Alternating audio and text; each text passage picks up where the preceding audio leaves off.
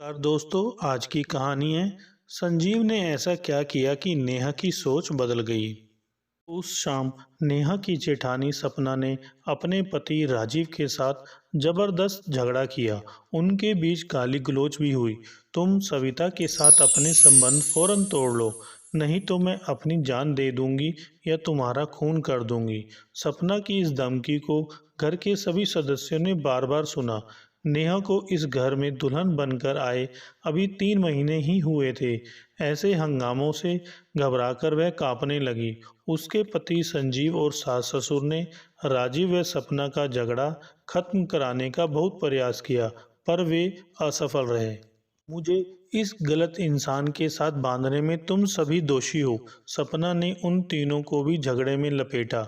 जब इनकी जिंदगी में वह चुड़ैल मौजूद थी तो मुझे ब्याह कर क्यों लाए? क्यों अंधेरे में रखा मुझे और मेरे घर वालों को? अपनी मौत के लिए मैं तुम सबको भी जिम्मेदार ठहराऊंगी।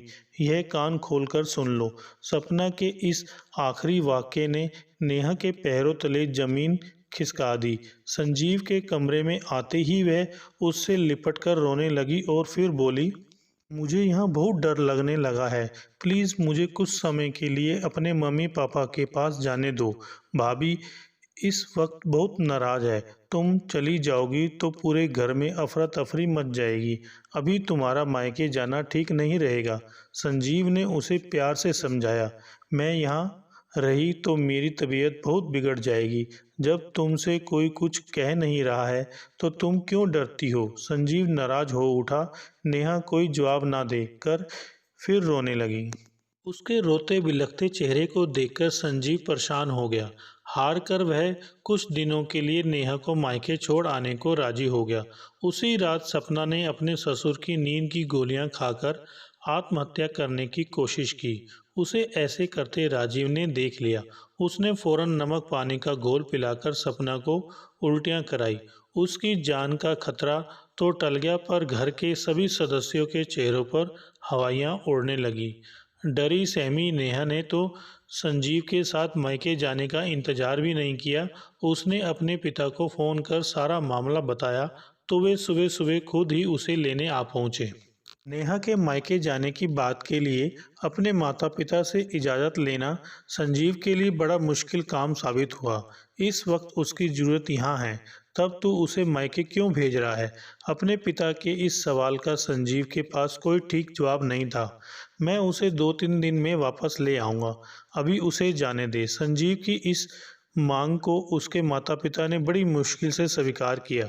नेहा को विदा करते वक्त संजीव तनाव में था, लेकिन उसकी भावनाओं की फिक्र ना नेहा ने की, ना ही उसके पिता ने।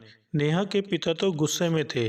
किसी से भी ठीक तरह से बोले बिना वे अपनी बेटी को लेकर चले गए। उनके मनोभाव का पता संजीव को 3 दिन बाद चला, जब वह नेहा को वापस लाने के लिए अपने ससुराल पहुंचा। नेहा की मां नीरजा ने संजीव से कहा, हमने बहुत लाड प्यार से पाला था अपनी नेहा को, इसलिए तुम्हारे घर के खराब माहौल ने उसे डरा दिया। नेहा के पिता राजेंद्र तो एकदम गुस्से से फट पड़े।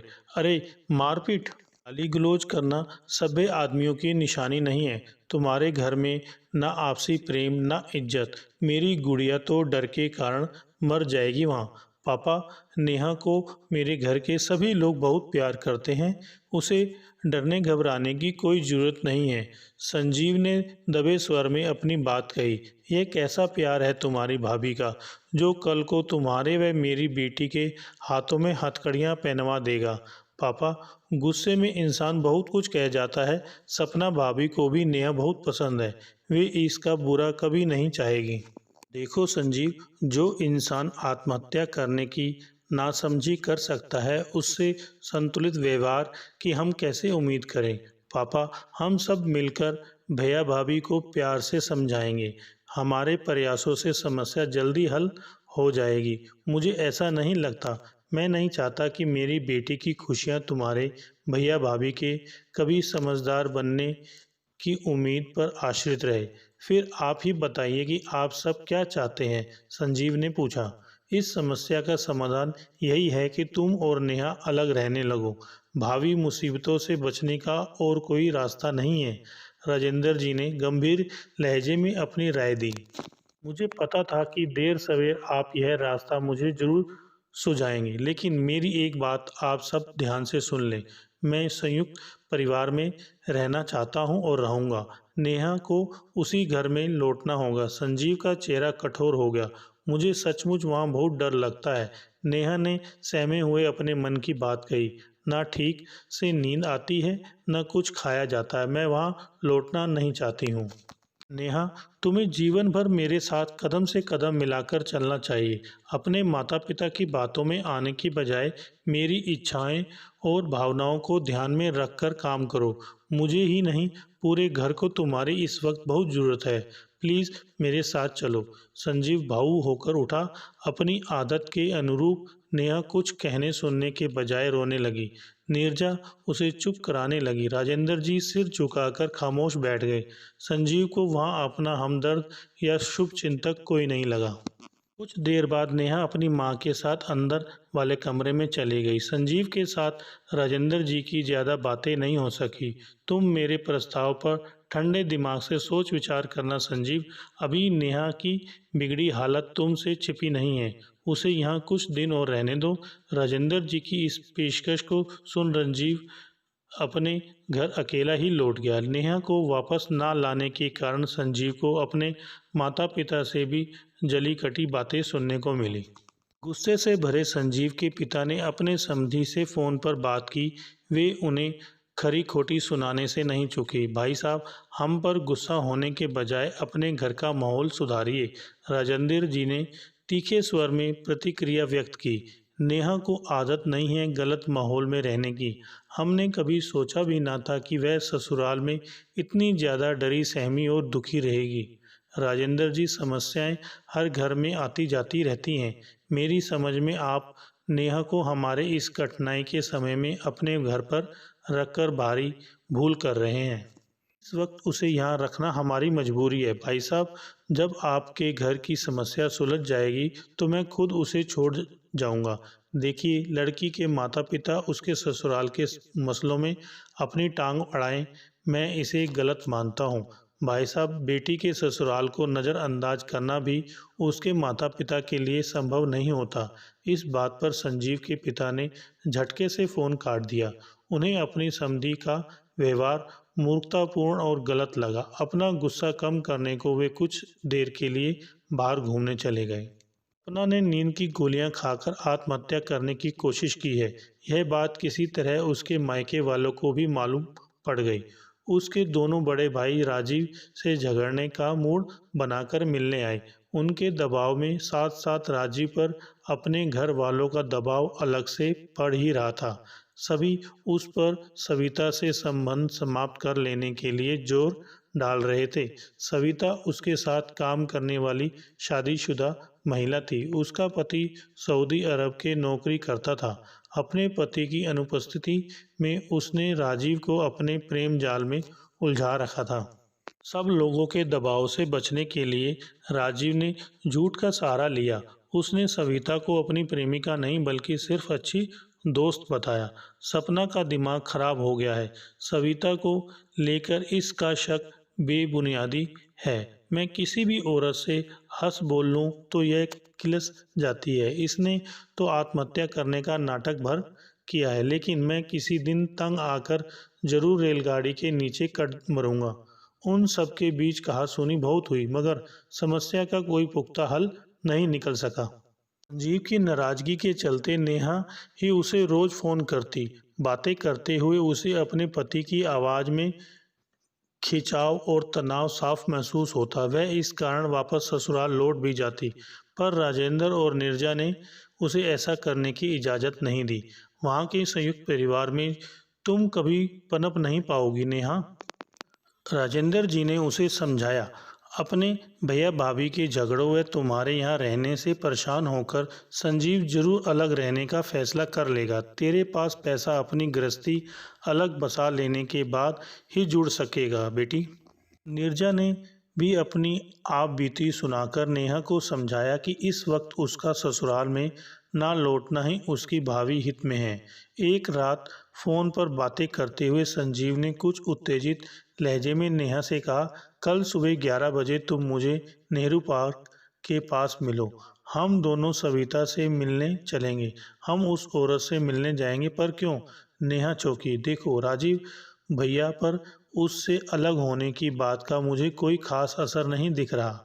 मेरी समझ से कल रविवार को तुम और मैं सविता की खबर लेकर आते हैं। उसे डरा धमकाकर, समाज में बेइज्जती का डर दिखाकर, उसके पति को उसकी चरित्रहीनता की जानकारी देने का भय दिखाकर हम जरूर उसे भैया से दूर करने में सफल रहेंगे। संजीव की बातों ने नेहा का दिल जोर से धड़कने लगा। मेरे मुंह से तो वहाँ एक शब्द भी नहीं निकलेगा। उस स्थिति की कल्पना करके ही मेरी जान निकली जा रही है। नेहा की आवाज़ में कंपन था। तुम बस मेरे साथ रहना, वहाँ बोलना कुछ नहीं पड़ेगा तुम्हें। मुझे सचमुच लड़ना झगड़ना नहीं आता है। यह सब तुम मुझ पर छोड़ दो। किसी औरत से उलझने के समय पुरुष के साथ एक औरत का होना सही रहता है। ठीक है, मैं आ जाऊंगी। नेहा का यह जवाब सुनकर संजीव खुश हुआ और पहली बार उसने अपनी पत्नी से कुछ देर अच्छे मूड में बातें की। बाद में जब नेहा ने अपने माता पिता को सारी बात बताई तो उन्होंने फौरन उसके इस झंझट में पड़ने का विरोध किया। सविता जैसी गिरे चरित्र वाली औरतों से उलझना ठीक नहीं बेटी, नीरजा ने उसे घबराए अंदाज में समझाया। उनके सगे साथी भले लोग नहीं होते संजीव, या तुम पर उसने कोई झूठा आरोप लगाकर पुलिस बुला ली तो क्या होगा? नेहा, तुम्हें संजीव के भैया भाभी की समस्या में फंसने की जरूरत ही क्या है? तुम्हारे संस्कार अलग तरह के हैं। देखो कैसे ठंड पड़ गए तुम्हारे हाथ, चेहरे का रंग उड़ गया। तुम कल नहीं जाओगी। राजेंद्र जी ने सख्ती से अपना फैसला नेहा को सुना दिया। पापा, संजीव को मेरा न जाना बुरा लगेगा। नेहा रुआसी हो गई। उससे मैं कल सुबह बात कर लूँगा, लेकिन अपनी तबीयत खराब करके तुम किसी का भला करने की मूर्खता नहीं करोगी। नेहा रात भर तनाव की वजह से सो नहीं पाई। सुबह उसे 2 बार उल्टियाँ भी हो गई। ब्लड प्रेशर गिर जाने की वजह से चक्कर भी आने लगे। वह इस कदर निढाल हो गई कि 4 कदम चलना उसके लिए मुश्किल हो गया। वह तब चाहकर भी संजीव के साथ सविता से मिलने नहीं जा सकती थी। राजेंद्र जी ने सुबह फ़ोन करके नेहा की बिगड़ी तबीयत की जानकारी संजीव को दे दी। संजीव को उनके कहे पर विश्वास नहीं हुआ।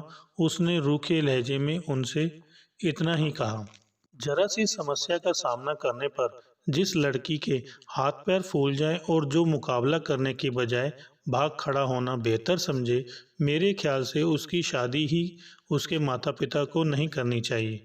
राजेंद्र जी कुछ तीखी प्रतिक्रिया व्यक्त करना जरूर चाहते थे, पर उन्हें शब्द नहीं मिले। वे कुछ और कह पाते उससे पहले ही संजीव ने फ़ोन काट दिया। उस दिन के बाद से संजीव और नेहा के संबंधों में दरार पड़ गई। फ़ोन पर भी दोनों अजनबियों की तरह ही बातें करते। संजीव ने फिर कई दिनों तक जब नेहा से लौट आने का जिक्र नहीं छेड़ा तो वह और उसके माता पिता बेचैन हो गए। हार कर नेहा ने ही इस विषय पर एक रात फ़ोन कर चर्चा छेड़ी। नेहा, अभी भैया भाभी की समस्या हल नहीं हुई? तुम्हारे लौटने के अनुरूप माहौल अभी यहाँ तैयार नहीं है। ऐसा रूखा सा जवाब देकर संजीव ने फ़ोन काट दिया। विवाहित बेटी का घर में बैठना किसी भी माता पिता के लिए चिंता का विषय बन ही जाता है। बीते वक्त समय नीरजा और राजेंद्र जी की परेशानियां बढ़ने लगीं। इस बात की जानकारी देने वाला भी कोई नहीं था कि वास्तव में नेहा की ससुराल में माहौल किस तरह का चल रहा है। समय के साथ परिस्थितियां बदलती ही हैं। सपना और राजीव की समस्या का भी अंत हो ही गया। इसमें संजीव ने सबसे ज़्यादा महत्वपूर्ण भूमिका निभाई। अपने एक दोस्त और उसकी पत्नी के साथ जाकर वह सविता से मिला। फिर उसके पति से टेलीफोन पर बात करके उसे भी सविता के प्रति भड़का दिया। संजीव की धमकियां व पति व आक्रोश से डरकर सविता ने नौकरी ही छोड़ दी। प्रेम का भूत उसके सिर से ऐसा उतरा कि उसे राजीव की शक्ल देखना भी गवारा न रहा। दिनों तक राजीव घर में मुंह फुलाए रहा, पर बाद में उसके स्वभाव में परिवर्तन आ ही गया। अपनी पत्नी के साथ रहकर ही उसे सुख शांति मिलेगी, यह बात उसे समझ में अतः आ ही गई। सपना ने अपने देवर को दिल से धन्यवाद कहा। नेहा से चल रही अनबन की उसे जानकारी थी। उन दोनों को वापस जोड़ने की जिम्मेदारी उसने अपने कंधों पर ले ली। सपना के जोर देने पर राजीव शादी की सालगिरह मनाने के लिए राजी हो गया। सपना अपने पति के साथ जाकर नेहा व उसके माता पिता को भी पार्टी में आने का निमंत्रण दे आई। उस दिन काम बहुत होगा, मुझे तैयार करने की जिम्मेदारी भी तुम्हारी होगी। नेहा, तुम जितनी जल्दी घर आ जाओगी उतना ही अच्छा रहेगा। भावुक लहजे में अपनी बात कहकर सपना ने नेहा को गले लगा लिया। नेहा ने अपनी जेठानी को आश्वासन दिया कि वह जल्दी ही ससुराल पहुंच जाएगी। उसी शाम उसने फ़ोन करके जीव को वापस लौटने की अपनी इच्छा जताई।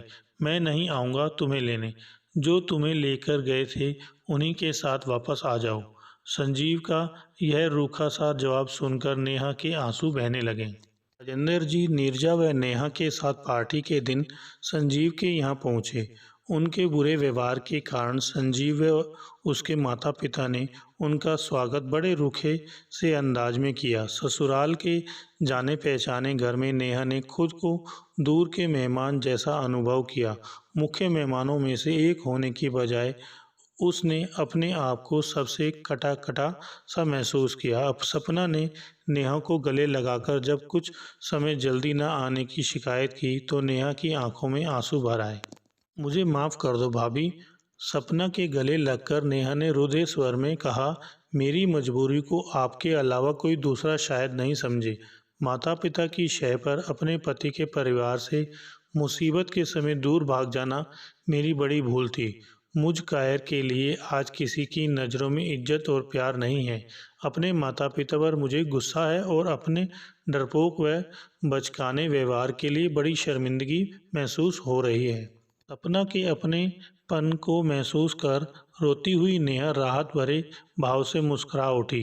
तब सपना ने इशारा कर संजीव को अपने पास बुलाया। उसने नेहा का हाथ संजीव को पकड़ाकर भावुक लहजे में कहा, देवर जी, मेरी देवरानी नेहा अपने माता पिता से मिले सुरक्षा कवच को तोड़कर आज सच्चे अर्थों में अपने पति के घर परिवार से जुड़ने को तैयार है। आज के दिन अपनी भाभी को उपहार के रूप में यह पक्का वादा नहीं दे सकते हैं? तुम दोनों आजीवन हर हाल में एक दूसरे का साथ निभाओगे। नेहा की आंखों से बह रहे आंसुओं को देख संजीव का सारा गुस्सा छूमंतर हो गया। मैं पक्का वादा करता हूँ भाभी। उसने झुककर जब नेहा का हाथ चूमा तो वह पहले नई दुल्हन की तरह शर्माई और फिर उसका चेहरा गुलाब के फूल सा खिल उठा। हेलो दोस्तों, अगर आपको हमारी ये वीडियो अच्छी लगी हो तो लाइक करें, शेयर करें और कमेंट्स करके बताएं कि हमारी ये वीडियो आपको कैसी लगी। साथ में चैनल को सब्सक्राइब करके बेल आइकन जरूर दबाएं।